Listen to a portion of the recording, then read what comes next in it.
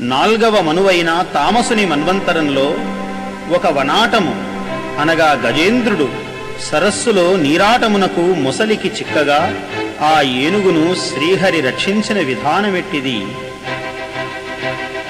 నీరాటవనాటములకు పోరాటం బిట్లు కలిగి పురుషోత్తముచే ఆరాటమిట్లు మానెను ఘోరాటవిలోని భద్రకుంజరమునకు. ఆ ఏనుగు మొసలి పరస్పరము ఎలా పెనుగులాడుతున్నాయంటే, కరిదిగుచు మకరి సరసికి కరిదరికిని మకరి దిగుచు కరకరి వెరయన్ కరికి మకరి మకరికి కరిభరమన ఇట్ల తలకు తల భటుల దరిపణన్. ఇట్లు అతల కుతల భటులు అదరిపడగా సాగిన ఆ పోరాటంలో విగతశక్తమైనటువంటి ఆ ఏనుగు పరమేశ్వరుణ్ణి ఇలా ధ్యానిస్తున్నది. యౌవనిచే జనించు జగము యౌవని లోపల నుండులీనమై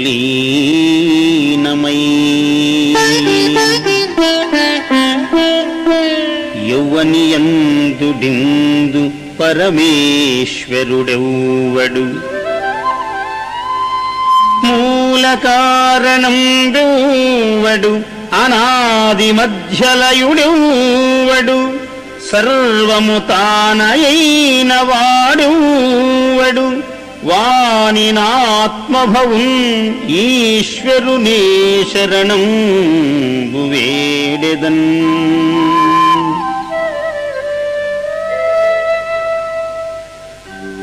ఆ పరాత్పరుడు కలడందురు దీనులయడ కలడందురు పరమయోగి గణముల పాలన్ కలడందురన్ని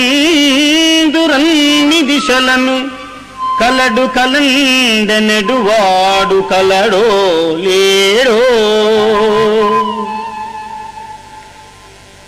లావక్కింతయులేక ధైర్యము విలోలంబయి ప్రాణంబుల్ ఛావుల్ తప్పిన ఆ స్థితిలో, ఓ కమలాప్తా, ఓ వరదా, ఓ ప్రతిపక్ష విపక్ష దూరా అని ఆర్తితో పిలువగా ఆ గజేంద్రుని మొరలు విన్న ఆ పరాత్పరుడు అలవైకుంఠపురంబులో నగరిలో ఆమూల సౌధంబుదాపల మందారవనాంతరామృత సరః ప్రాంతేందు కాంతోపలోత్పల పర్యంకరమా వినోదియగు ఆపన్న ప్రసన్నుండు విహ్వల నాగేంద్రము పాహి పాహియన కుయ్యాలించి సంరంభియై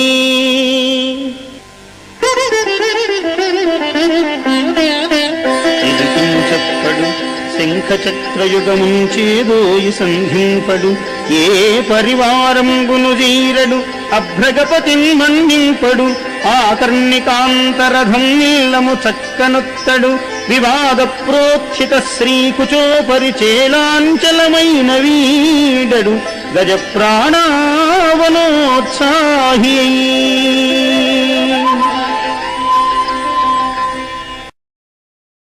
సర్వాగమ ఆమ్నాయసార మందిరుడైన శ్రీ మహావిష్ణువును మహాభక్తుడైన గజేంద్రుడు స్తుతించాడు.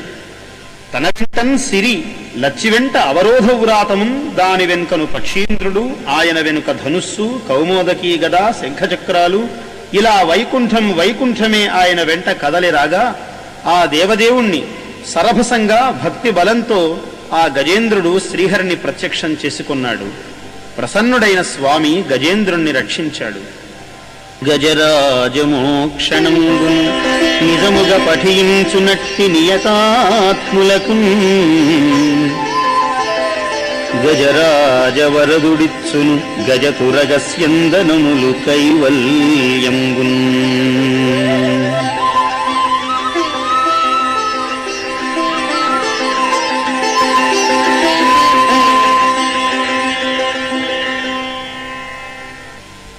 ఈ గజేంద్ర మోక్షణ కథ విన్నవారికి గజ తురగ స్యందనములు సిద్ధించును. గజము ఐశ్వర్య చిహ్నం. అష్టైశ్వర్యములు సిద్ధించును అని దీని భావం. 7 దినములలో మృత్యు ఆసన్నమై నిలిచిన మహాభక్తాగ్రేసరుడైన పరీక్షిత్ రాజేంద్రుడు ఆ 7 దినములలో మోక్షాన్ని పొందే దివ్య మార్గాన్ని ఉపదేశించుమని వేడగా శుకమహర్షి ఉపదేశించిన దివ్యతత్వం ఈ భాగవతం.